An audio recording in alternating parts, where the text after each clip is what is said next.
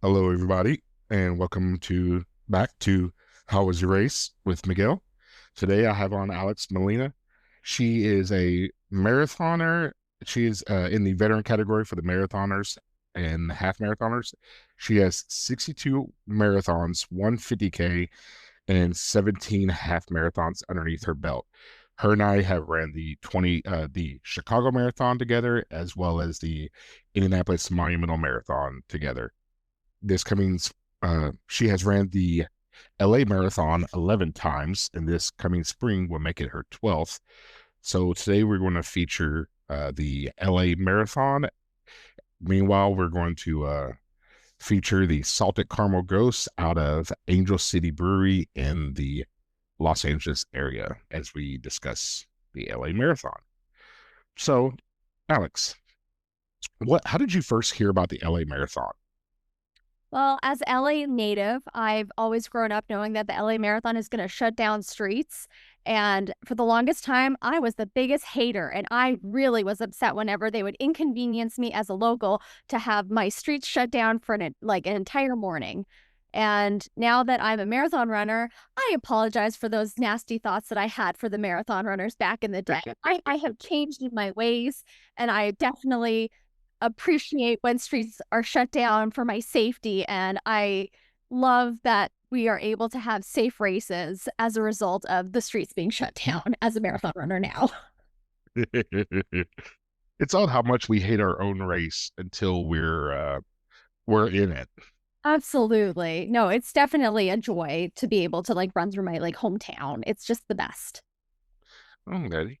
Do you recall how the registration process is for this race? Is it anything that stands out, or is it kind of more fluid of a registration? Oh, it's very easy. You just go to active.com right now is the registration link, and you can just search for Los Angeles Marathon and you just get to sign right up. And registrations are open now, and you can enjoy a nice tour through the city of Los Angeles, West Hollywood, Beverly Hills, and just have a wonderful day in LA. Awesome. Are there a large amount of emails? Are you inundated with a lot of I don't want to call it junk mail. Well, does it get to the point where it's junk mail on the emails, or is it kind of just nice and informative? No, the emails that they send out are very informative. They are not frequent. So it's just here's the race updates, here's all the information that you need to go. It's very straightforward and very well executed. Awesome. Okay. So, okay, we've registered for the race. We've gotten our emails, a few emails, nice and informative. Now we're getting close to the expo. Where is the expo for this race held? The expo is held at Dodger Stadium in the parking lot of Dodger Stadium. So it's very cool that you get to go to Dodger Stadium. And coincidentally, that's also the starting line of the race. So you get to start at Dodger Stadium. Oh, okay. Nice. So that now okay, so not being the LA native myself, I hear LA has like beautiful weather and palm trees and all that jazz. But to be more realistic, what is the weather typically? Is it an outdoor expo, and what's the weather typically like around that time of year? Well, the weather can be hit or miss. Some years it rains or drizzles slightly, and most years it's nice and sunny, standard California weather with 62 to 75-degree weather. It's lovely. It's beautiful, standard California weather. The expo's outdoors. You get to walk around Dodger Stadium, and it's a fantastic expo. A lot of vendors, a lot of photo backdrops that you can take photos in, and there's a great sense of community, and I love doing it every year. It's my yearly tradition. Okay, so there's a lot of vendors there of different variety. So I always ask the question: say that you forget your shorts. Say that you forget to pack your shorts when you fly out there, and you arrive. Would you be able to get? I assume they have the clothing there, the nutrition, your water bottles. Are there? Find everything. You can find everything there. You can have the official merchandise that's by ASICS, and they also have independent vendors in addition to the official merchandise. And if you forget your pair of shoes, you can buy a pair of shoes. You can get water bottles, hats. They have giveaways. Whatever you need, you can get at the expo. Okay, that's really nice to have because I mean, we all as we travel more and more for races, we realize it's sometimes you get a little more complacent and you do forget a shirt or shorts or even your preferred nutrition. I prefer Tailwind myself, Tailwind or Gatorade Endurance formula, and yeah, I'd hate to show up to race day and not have what I need. So Absolutely. I usually forget my sunglasses and I usually buy a pair of sunglasses at the expo. Pretty much nearly every time I get a new pair of sunglasses. So I have dozens of sunglasses now as a result of late night packing. I just got an order of you can't quite see it on the camera, but Ooh, what kind of gooders did you get? oh, I got three different pair. I have the Beelzebub bourbon burpees Oh, is the fun. ones I was looking most forward to. I Gooders are which Gooder has paid me a total of $0.00 to mention them. But I'm a big fan. I'm a big fan as well. Oh, those look nice. Those look very nice. Very, very sharp. I love these. These are actually, gosh, okay. I got the Beelzebub. They're actually the BFG glasses, which are the big head glasses. Oh, very And nice. I've never had big head glass. Well, I've had different Gooders, but never the BFGs. So I Mhm. went to BFGs, and these things are very comfortable. Excellent. Oh They look gosh. very cool. They look very cool. So yeah, Gooder, if you want to send me a couple extra pair, I mean, I'll take it, but I doubt they're listening. Let's be honest. You never know. You never know. Gooder, sponsor Miguel. He's the best. Yeah, come on, man, help me out. Okay, back to LA Marathon. I think the subtitle of this race is this podcast is called Tangents. I like it. Okay, so we're going out there. We have everything we need. I assume it's fairly easy to navigate the expo area. Oh, absolutely. It's one continuous loop through the parking lot. They have one entrance on one side, the exits on the other side. They have security directing you, perfect signage. You cannot get lost. Awesome. Do they now? Now, how large is this race roughly? Is it more like a 30 or 40,000 person race? I think we hover around 25,000. Okay. So with that, I wouldn't imagine, but they might. Do they have same day packet pickup? I I don't believe so. I think you have to attend the packet pickup in person on the two expo days of either Friday or Saturday. Okay. Okay. I just that and I know I know some a lot of larger races they don't offer. You know, once you get past 10,000, it gets really difficult, to say the least. Especially if everyone is picking up their bibs on the same day. Like it's hard to have like 15,000 people show up to have their bibs right before race morning. So I can understand that. Oh yeah, yes.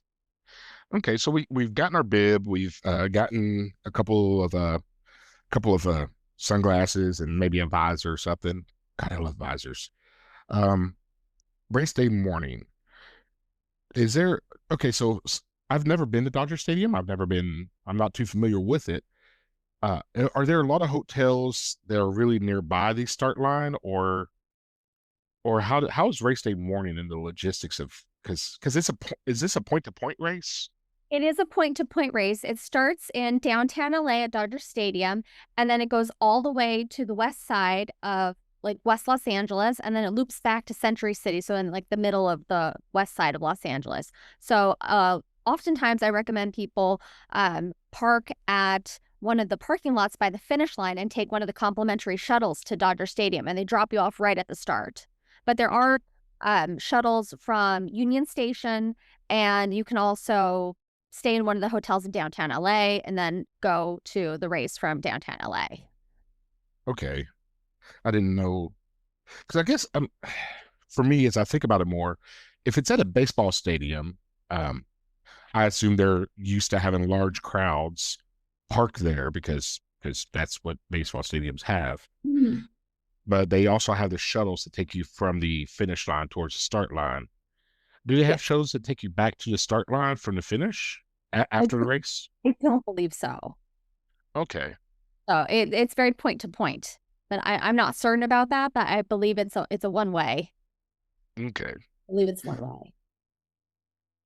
Um, so how does this have being more familiar with Chicago, where Mhm. they have the security gates and you're at least until certain times you're supposed to go into certain gates. Chicago, by the way, is a 45,000 person race. So, and it's stretched over about a half mile. The start line and the corrals are, for those unfamiliar with the LA Marathon. How is getting into your race corral? How is the security? How early should you probably arrive to make everything so that you be less stressed? I recommend getting to any like large race about an hour beforehand. Will give you plenty of time to get through security and to get to your corral in time. I believe that when you get dropped off at Dodger Stadium, you immediately hit security. And I've never had a long line or a long wait at security because it's a professional baseball stadium. So they're used to having lots of security at the stadium. The infrastructure is already there. So when you're going through, you have your clear bag that you get the expo and they just zip right through everybody very efficiently.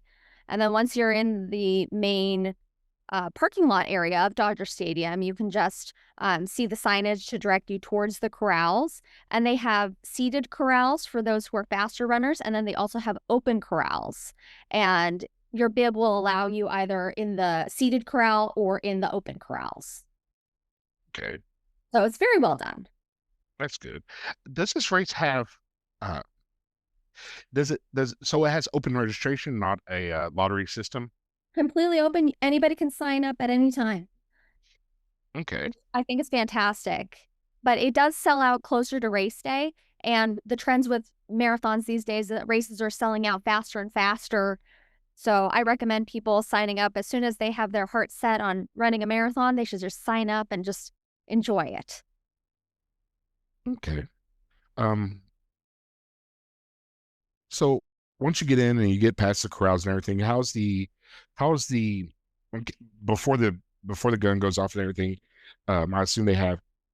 Well, okay. Let me be clear because I'm confused personally. Is the race start in Dodger Stadium parking lot or Dodger Stadium itself? In the parking lot directly in front of the stadium. So you get a nice view of the stadium as the sun is rising. So it's a very iconic start. You get to hear the famous Randy Newman song of I Love LA, and it just pumps through the corrals and it just gets everybody going. And you get a beautiful sunrise over the city of Los Angeles, and then you're off and running through downtown LA, through Chinatown, and it's a wonderful way to see a city. Awesome. Um, so okay, so gun goes off. We start out the course. We're going through. Let's go through like the first 5 or 10 miles. Does it start out more of an industrial area where there's a little less of crowd support, or is it? I guess it's downtown LA, so I'd expect a certain amount of crowd support to be there from the beginning. Oh, the crowd support is fantastic. You're first going to go up and out through the parking lot. So it's a little bit of an uphill, but then you immediately get to like fly down the hill on Sunset Boulevard. And you go down through downtown LA, and then you immediately hit Chinatown, which is very lively. There's a lot of excitement and crowd support through Chinatown. And then you just keep going through Olvera Street, which is a traditional Mexican part of town, which is great. It's actually Olvera Street is actually named after one of my ancestors, Don Augustine Olvera. So it always has a special resonance for me personally because that's one of my ancestors. As an LA native, it's always nice to see my family name whenever I'm out running. So I always like passing by Olvera Street. And once you hit Olvera Street, then you cross into like the main um, governmental buildings. You see City Hall. You run through the Japantown, so you get to see a whole bunch of like different architecture styles. And then on the backside, you get to go up Bunker Hill and you get to see the Walt Disney Concert Hall. And you get taiko drums like propelling you up the hill, which is always very exciting seeing like just banging drums. You're like, okay, I can make it up the hill. And well, I'm not one to run for hills, so I power walk that the entire time. But for those who run it, I can see how a drum would really motivate you to get up the hill. Oh, that'd be pretty awesome. That does sound a lot better. Okay, that does sound awesome. And you're coming in, and so you get to see. So you said the Disney. Walt What Disney was Concert Hall. the Walt? Okay, the Disney Concert Hall. Mhm. Okay, I didn't know if you. I'm not. I'm not a. I appreciate architecture. Mhm. I really do, but I didn't know if if you were running past Disney World. Which one's in Cali? Disneyland. Disneyland is about 30 miles south of Los Angeles. So it's Oh my. high, but it'd be very much an ultra if you had to go down to Disney, if you went to Disneyland and then continued up through the LA Marathon. That's a little bit of an ultra. Okay, we're not That doing would that be fun. I definitely would do that race if it went to Disneyland. one. Okay, so we're coming in and it's slightly hilly, but there's you mentioned a few uphills, but it sounds like it's a probably like a flatter course overall or a net downhill course overall up to this point. It has rolling hills. It has rolling hills, but with the hills going up, you always get the downhill, which is really great. So you get to like, make up some of the speed when you're going down a hill, but you really get to have a good workout is the way I like to view it. Okay. And I remember we did an episode with the CIM, Mhm. California International Marathon with Run Strong Run with Steph Dunlap, and she was Oh, speaking she's the of. best. I love her. Oh, okay. This this marathon world, it's this community, it's so big, but it's also so small or connected, I guess. Absolutely. Yeah. Okay. But yeah, she was speaking of doing rollers and how it helps change up your muscle groups that you're working and okay. So along the course, what are do you recall what are the aid stations? Are they about 2 or 3 miles apart? Yes. Uh Yes. okay. They are very well stocked. There are electrolytes and there are also water given throughout the course. But one of the fun things about LA is that we have so many spectators that oftentimes people will come out of their homes and have like individual stands that they'll just like have little tables and card tables and they will pop up and have like oranges or snacks and candy and in Echo Park, there's a guy who has a hot dog cart, and you can get a hot dog during the middle of the race. So, you are very well fed in Los Angeles. I'm not one to have a hot dog in the middle of like mile 7 of a marathon, but if you want a hot dog at mile 7, you can get a hot dog at mile 7. A friend of mine, Jill, she was on the Eugene Marathon podcast, and she still gives me heat to this day for eating a donut at mile. I think we're at mile 23 or 22 of the Kentucky Derby Marathon. For that. Yeah, it was. I mean, we all make bad decisions in life. I Maybe. never regretted a donut in my life. I don't think there is a bad donut that you can have. Oh, it was delicious, but yeah. Oof. Okay, so we're going through course support. It's really nice to hear that the community comes out and supports you. They got are they called Dodger Dog? I mean, I assume that that particular guy isn't serving if there is a licensed Dodger Dog or something. Is it called Dodger Dogs? Is that a thing, or am I just making something up? No, you are correct. Dodger dogs are the hot dogs served at Dodger Stadium, but those are not the hot dogs that you'll find on the course. Okay, I think for unofficial check boxes, I will say I had a Dodger Dog if I eat one on the LA Marathon course. We'll just include that in there. I like that. I like that. That sounds good. Yeah. Okay. So you're going through and then you okay, we're going past the Disney structure. Yep. And then we you said that there was an out and back involved. Um how was it because you say you go all the way west and then you come back to somewhere. What is Well, that? when you're, that's much further out. So when you're at about mile 18, that's in Century City, you'll pass the finish line. So once you get to mile 18, you're going to see the finish line, but you have 8 more miles to loop back and out. So that is the hardest part. So, okay, well, I did say 1 through 10, and then I guess I skipped ahead to 18. Was there much that we're missing that or did you already mention things between 10 and 18? Well, in between 10 and 18, you get to go through Echo Park, which is a lovely park that you get to like see along the course. And then you get to hit Silver Lake and you get to go through Hollywood and you get to see like you get to run down like where the Hollywood Walk of Fame is. You get to pass Man's Chinese Theater, which is great. And, I've seen people pull off to the side and put their hands on the concrete as if they're, a celebrity. I've done that a couple times, and it's fun just to like go down like Hollywood Boulevard and feel like you're a celebrity in Hollywood. And then from there, you get to go through West Hollywood and you get to go through the Sunset Strip and get like a beautiful tour of like just the West Side. From there, you go down through West Hollywood and then you hit Beverly Hills. So you get to run down Rodeo Drive. My family meets me at mile 17 of the LA Marathon on Rodeo Drive, which is great. As a Beverly Hills native, it's my hometown. So when people say, "Where do you live?" I say, "Oh, I live at mile 17 of the LA Marathon." That's the way I give directions to my house. And everyone's like, "Oh, mile 17. I know exactly where that is." So that's my direction of where do I live? I live at mile 17. And then after mile 17, then you're going to hit mile 18, which is Century City. So the finish line is on the other side of mile 18. So you have to keep going from mile 18. You go through the rolling hills of Century City and then West Los Angeles. And then you go up Sepulveda towards Brentwood. And then once you're in Brentwood at mile like 22, then you turn around and then you have a nice little 4 mile return to Century City. Okay.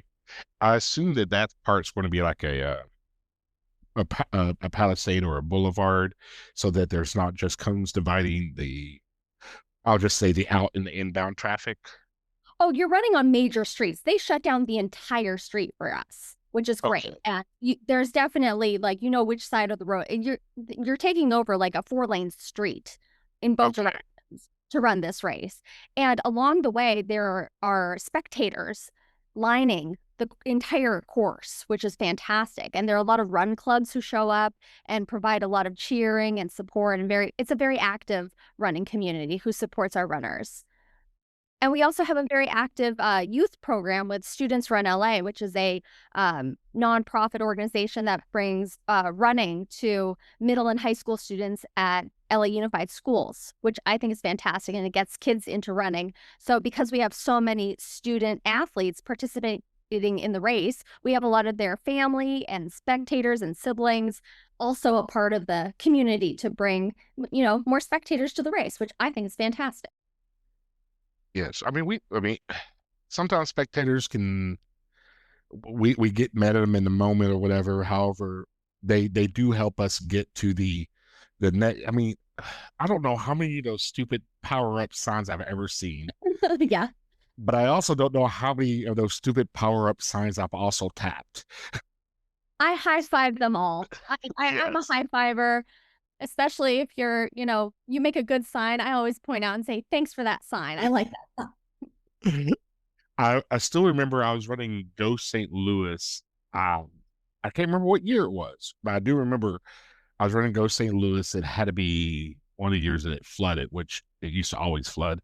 Um, and somebody had a sign that said "Running Shark do do do do do do," and I was so pissed at them because, like, as soon as I saw it, I already knew in my head the rest of the race I was going to have "Running Shark do do do do do do."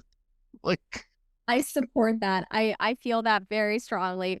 When I was running the Twin Cities Marathon through Minneapolis and St. Paul on Sunday, there was a lot of Taylor Swift signs, especially at like mile 22, and like Taylor Swift signs saying like, "I don't know about you, but I'm feeling like 26.2 miles," and I was singing that in my head too. So it's very common to start singing songs based on the spectator signs. So spectator signs are important.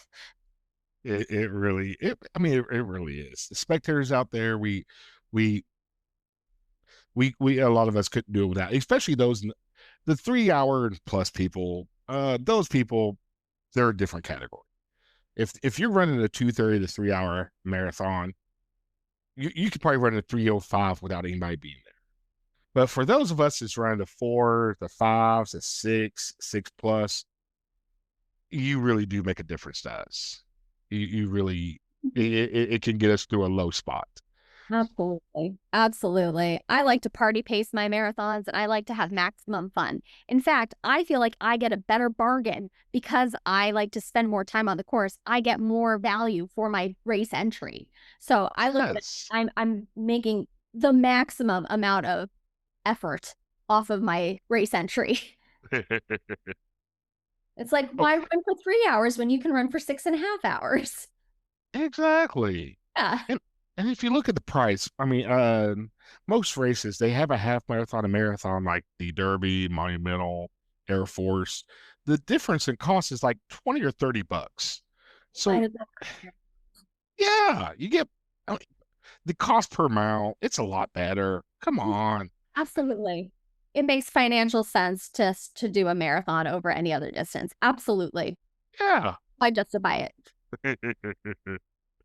Okay, okay. We have got to get back to this. I mean, like Yes. I said, the subtitle is tangents.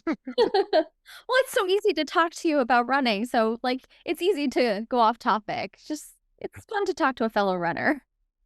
Yeah, it really is. It's great to talk to you about this because I mean, you're a wealth of knowledge, and I mean, over your 61 marathons. No, two. Sorry, over your 62 marathons. I mean, there's just so much knowledge built up within that, and just the experience there. But getting back, so we come across. We're back at Century City. I finally Yep. remember that one. Okay, Excellent. we come back to Century City, and we cross the finish line. How is the finish line expo? How is the, well, not area? Well, once you cross the finish line, I always take a selfie with the finish line. That's just go to.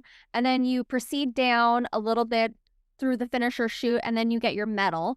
And if you participated in either of the challenge races, you get additional challenge medals. They Wait, do have a challenge medal if you do the 5K and the marathon. It's called the double play. And that's my favorite type of challenge medal to get. And then there's also the Conquer LA Challenge, where if you do the Santa Monica Classic 10K, which is in September, the Rose Bowl half marathon in January, and the LA Marathon, you get you conquered Los Angeles, essentially, and they give you an additional medal for that if you do all of those races. I oftentimes am unable to make all of the races, so I can definitely make the 5K and the marathon. It's like, I'm in town for this weekend. I got this. So I like having my two medals. And then I run with my 5K medal in my running bag so that I can have photos with my medal at the finish line. oh wow, oh wow. Well, I mean, everybody's running the whole 26 with the medal from the 5K. Yeah. Yeah, but I typically I'm now down to a running hand flask. Oh, So I have two different hand flasks depending on the weather and the distance. yeah. And then on the back side of that flask holds my car keys or my room key, and then it holds a couple of gels or nutrition. And Mm, then I have my cell phone in a pocket. excellent. So that's when I was thinking a medal. I'm like, oh my god, that'd be awkward. But that's where what works for me, or well, my current setup and your current setup is different. Well, I run with like a little fanny pack that I have my little Lululemon everywhere belt bag. And I like zippered items because I've lost many a hotel room key when I've run without it. So I have zippered compartments just to make sure I don't lose anything. And I run with my emotional support water bottle. It's a handheld as well. And I will never go on a run without my emotional support water bottle because it's always there for me and it provides me with proper hydration whenever I need it. And whenever I'm stressed, I can always squeeze it to relieve some stress while I'm running. So it's a multi-purpose water bottle, and I would never marathon without my emotional support water bottle. It's just a little tiny handheld guy, and it gets me through every single race. I I accidentally forgot it during my race in Washington. I did the Apple Tree Marathon, and I realized 10 minutes before the race that I had left my water bottle in the car. And I'm like, I cannot do a marathon without my water bottle. Like, I just cannot do this. So I sprinted to my car at a 7 minute mile pace. Like I was like PR, it was like a 7:30 minute mile. And I do not like to run that quickly, but I needed that water bottle. So I came back and then the gun had already gone off and people were already running. And I'm like, I've already been running for 15 minutes, full on like sprinting to like get to this because it like my car was like almost a mile away, but I was able to get back in time and then do my marathon at a nice, comfortable party pace of 13-minute mile. So that became more comfortable to like take photos and to enjoy myself on a course rather than the sprinting that I did before the race. And unfortunately, I sometimes have to sprint to get whatever item I've accidentally forgotten right before a marathon. I am now 3 for 3 for I forgot something in my car. So I need to work on that. So I'm going to work on making a better checklist of do I have this item before I do my marathon?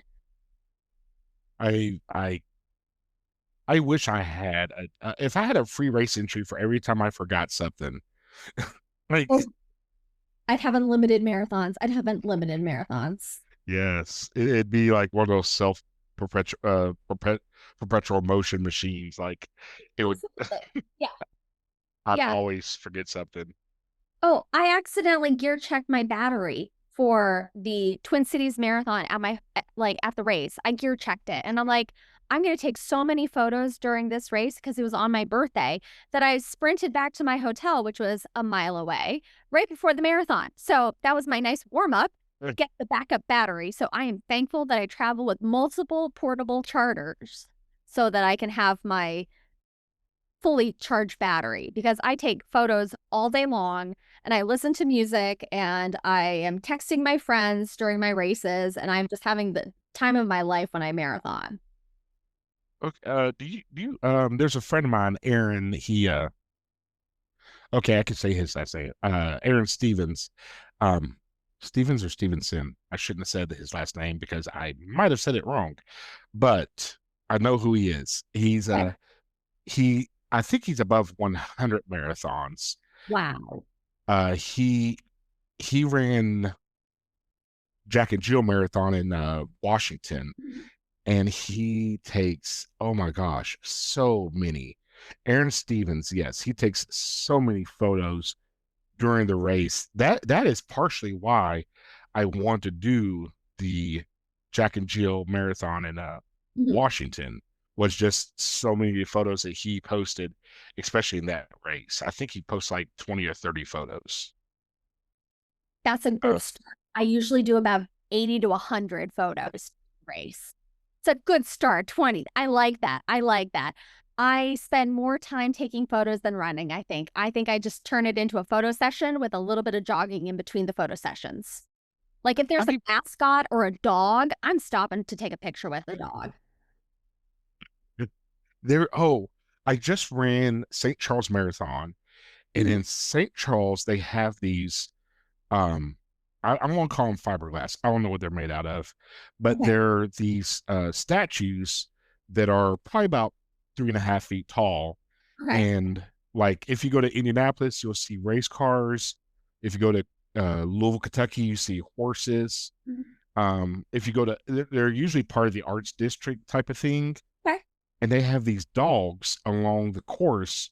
Well, I shouldn't say along the course. They have these dogs in the city that the course Oh, happens to run along, and I guess it has to do with the Lewis and Clark expedition. I love that. But it is, I mean, they're not. You can't. I mean, I guess you can pet them, but they're not going to react. But but you can pet these dogs, or you can take pictures of these dogs, or you can pet them, whatever. But it's really beautiful. That's the St. Charles Marathon. That one, the cowbell. Yes, that's called the Mo Cowbell.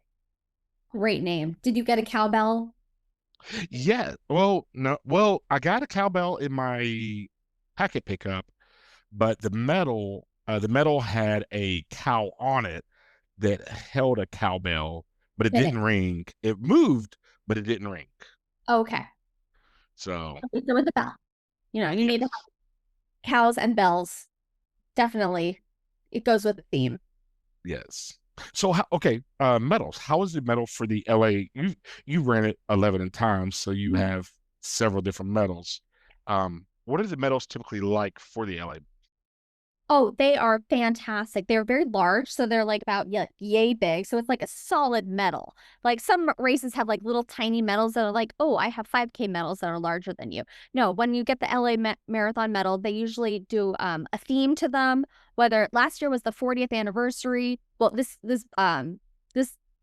past year actually was the 40th anniversary, and it had a big 40 on it. So they celebrate various facets of the race. Like if it's an iconic year, they'll put the year on it, or if it's on a special holiday, they'll make it like holiday themed. Like last year, it was on St. Patrick's Day, so it was St. Patrick's themed marathon medal. So it's very fun that you don't know what the medal's going to look like until race day, or at the expo, they'll have them on display. So they do a great job. They're large. Sometimes they have 3D elements to them. So it's a very dynamic metal, and they're my favorite metals. Okay, so we're going through. We got our. Do they have a lot of food at the post race? Or I guess with a race this size, you probably have more packaged food. Um, Honestly, I don't even know why that's on my list of questions to ask. Well, food's very important. Like Yes. you get the banana. You can't do a marathon without a banana. Got to have the banana. And So that's why I run, right? I mean, I splurge on a marathon, and I get that free banana. Makes that race worthy. Yes.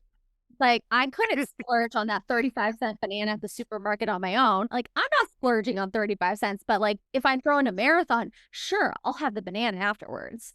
So you get the bananas, you get like some like tortilla chips, like fruit snacks. So, enough to keep you going. At the finish line, they have a giant mall. So they have lots of restaurants. So I just go crazy and I just like start eating at the mall. And I'm a big Italian fan after a race. So I usually go to an Italian restaurant and have a giant pizza, and oftentimes take a nap while eating my pizza because I get so tired that I just need a little cat nap after uh, just eating a whole bunch of candy during the race. I'm a big fan of having Sour Patch Kids when I run, and that's my fuel. I fuel on candy. So my marathons are pretzels, Sour Patch Kids, and Swedish Fish. And yeah, it keeps me going. I fuel on happiness. I mean, the glycogen and the carbohydrates, yeah, that's science right there. You can't argue with that. Yeah, that and throw in a couple beers along the way from spectators, and I'm set. Oh, I got a story for post interview about some beers in Pittsburgh. Uh it wasn't it's a different story. Okay, so um okay, so I assume you celebrate with eating the pasta and taking a nap afterward, or taking the pasta, eating pizza and taking a nap while eating the pizza. Is there anything else you do to celebrate this particular, especially with family being there and everything else? Well, I turn it into a party. Like I treat my marathons as if it's a birthday party, and I invite my friends and family, and we go out to eat, and we'll like toast over the accomplishment. And I like to thank all of the people who show up for me when we go out, just as a sign of like thanks, because I appreciate those who support me, because it helps me do what I do, just knowing that other people care about me, and I like to reciprocate and say, "Hey, thanks. Let's go celebrate," because it's just as much of an accomplishment of my family and friends to be a part of like Team Alex, which I think is wonderful. It is. It is. Okay, so a couple other questions that what what shoes do you run in? I am a very loyal Asics Nimbus runner. I've run all of my marathons in Asics Nimbus. And those are my go-tos. I don't get blisters. I don't get issues with my feet. I have all 10 toenails. I think that's a pretty impressive feat. Like I have all my toenails. Okay. I've ran in the Hokas, I've ran in Mizunos, I've ran two or three marathons in Asics, or I forget how many. I just started running in Asics. I've ran in Brooks. Mhm. Um, the thing, because as I've paced a lot of races, people come to me and ask, and I'm sure they came to you or whatever, and well, what shoes do you run in? And not to be too elitist or too anything else, I just want to say I run in the shoes that fit my feet. Absolutely. I oftentimes tell people go to your local running store and get fitted because what works for me might not work for you. And you need to find what works best for your foot and your foot shape and how you hit the ground. And you really need to have a good basis when you're doing a run. So I think footwear shouldn't be considered footwear. It should be considered athletic equipment. So it's an investment in athletic equipment. So it's worthwhile to go to a running store and to be properly fitted. And oftentimes you can try different shoes out and see what works for your feet. Yes, yes. Okay, and then what watch what watch do you run in? What watch do you utilize? I'm a Garmin girl. I have a Garmin 265S. I like that they have multiple sizes, and I like having a smaller size because I have smaller wrists. And it is perfect because I can monitor my heart rate, which is one of the ways that I run. I run by heart rate. And if my heart rate gets too high, I come to an automatic stop. And if I am able to look at my heart rate throughout the race, I'm able to see how much effort I'm exerting. And it gives me a really great metrics to see how my race is going and how I can adjust the rest of my race. Okay, and that's the advantage of the 265. I have the 965. Oh, that's a nice one. Um, the I did have the Phoenix. I still have it, but I just don't run with the Phoenix 6X. Mhm, Um, they have heart rate monitors in them. Brandon, he was on the Heartland Series day 3 episode mhm, for Portage, Indiana. He runs utilizing his phone. He mhm. just uses Strava on his. I don't know if he uses Strava for sure. I shouldn't say, but I know he uses his phone for his timing device. Um, and the thing is that so Alex, you're using the 265. I'm using the 965. I don't know your times. However, you are at 62 marathons. I'm at 9 marathons. Congratulations on 29. That's incredible. Anytime that you can do one is amazing. Anything more than one is amazing, is the way I view it. So I mean, just the shoes that just get a pair of shoes that fit your feet. Mhm. Go to your local running store, get some shoes that fit your feet, and if it's getting out the door for your first run or your first 5K, you probably own a pair of shoes already that will get you to a 5K. Yeah. Um, it'll get you there to a 5K. Whatever timing device, if you're listening to this on a phone, if you're in the modern era, you most likely have a timer on your phone. Start your timer, run the distance, stop the timer, get in your car, reset your trip odometer, drive whatever you ran, and see what it was. And I mean, that's very, very, very basic. However, a friend of mine, Majel, she ran Boston Marathon once or twice utilizing that technique. Amazing. Of yeah, she just after a while she knew that this trail was this distance, and but as far as like her, if she wanted to run something different that day, she didn't know what her distances were. And the thing that I'm trying to get at, and I always try to get at, is that you have what it takes to get you out the door. You have everything it takes to get started. Mhm. Uh, you just you you think that you see some people with an $800 watch and $200 shoes and $300 worth of clothes and uh don't get me wrong, these gooders are they're only like 35, $40, which to some people is a lot, to others is not so much. It is what it is. But I mean, realize that my sunglasses, they don't really affect my speed, but they do affect my mood a little bit. but it's also like what I choose to buy. And a visor is what I choose to buy. And my clothing, if I was running I remember a friend of mine, he ran with me one day 8 miles in a cotton t-shirt. You don't, and I have a few friends who run only in cotton. Great. Yeah, it's, Yeah. I personally don't enjoy cotton, but you have what it takes to get started. You have what it takes to get going. As long as you're wearing something, you can do it.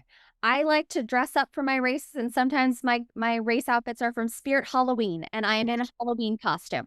So you can run in anything that you want. And yes, I have done some training runs in my princess outfits because I like to do Disney runs, and I have run around my neighborhood in a Disney princess outfit.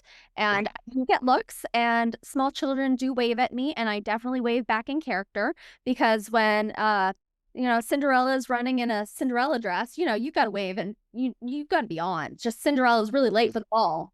She's just out at 5 a.m. running for work. But I think that people put a lot of pressure on the cost, and you can make running as inexpensive or as expensive as you can make it be. Like, it's truly up to you. Like, you do not need to have super shoes when you're looking for shoes. Whatever running shoes that you can have in your budget, get them. See how they go. So it's up to you of how much you want to invest in it. It's like, yes, I have a fancy watch, but I like having the features of a fancy watch. But I used to run with just my Timex watch before I got my Garmin. Like, I had a Timex watch, it's a basic watch, and it got me like the numbers that I needed, just start and stop. So it depends on, as a runner, personal preference is the way I describe it. If it works for you, it works for you. Your race, Yes, your pace is the way I view it. exactly. Yeah. Um, okay, so as we wrap up things here, is there anything you want to leave people with? I mean, we both got on a little tangent slash rant slash motivational speech. It happens. Is there anything you want to leave people with? Oh, that running will change your life.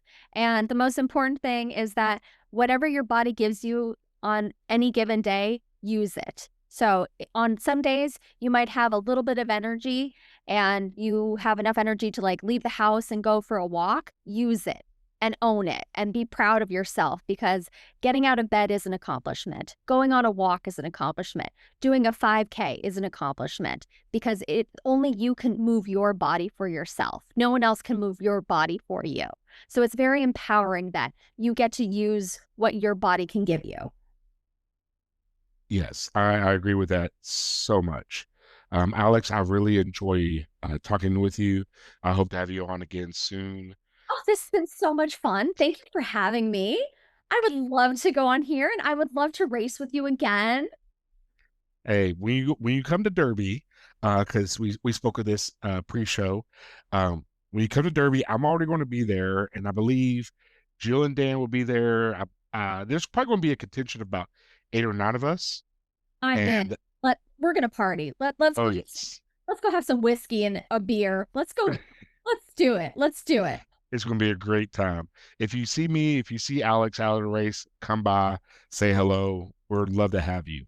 I just want to remind everybody to run the race that you are in, and Ford is a pace.